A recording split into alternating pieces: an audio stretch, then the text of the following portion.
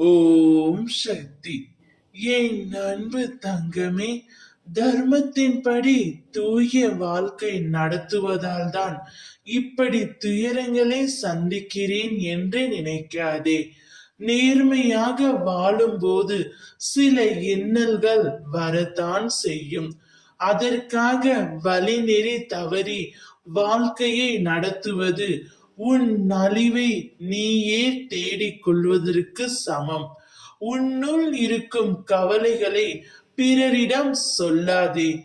ஏனென்றால் சிலருக்கு எப்போதும் நீ கஷ்டப்பட்டு கொண்டே இருக்க வேண்டும் என்று உனக்கு கேடு நினைப்பவர்களிடமே போய் நீ உன் கவலைகளுக்கு ஆறுதல் தேடுகின்றாய். அப்பேற்பட்டவர்களோ உனக்கு முன்பாக உதடுகளில் வருத்தம் தெரிவித்து மனதளவில் நீ படும் துயரங்களை கண்டு மகிழ்கிறார்கள். உன்னை எப்படி குழம்ப செய்து அதை அதிகப்படுத்தலாம் என்று யோசிக்கிறார்கள்.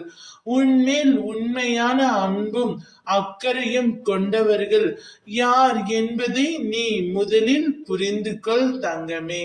அதே சமயம் உன்னை சுற்றி உள்ளவர்களில் யார் நல்லவர் என்று நினைத்து எல்லோரையும் சந்தேகப்படாதே.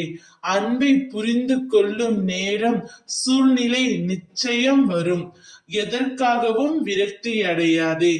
பயமின்றி உன் இலக்குகளை நோக்கி போய்கொண்டே இரு. யாரையும் இகழ்ந்து பேசாதே. எவரையும் துச்சமாக கருதாதே. நம்பிக்கையானவராக அவர்களுக்கு இருந்தும் உன்னை காயப்படுத்தியதற்காக உண்டான தீவினை அவர்களே போய் சேரும். அதனால் தான் சொல்கின்றேன், இவர்களிடமெல்லாம் ஜாக்கிரதையாக இரு என்று. கவலைப்படாதே, நான் இருக்கின்றேன். உன்னோடு என்றும் என்றென்றும் நல்லதே நடக்கும். ஓம் சக்தி.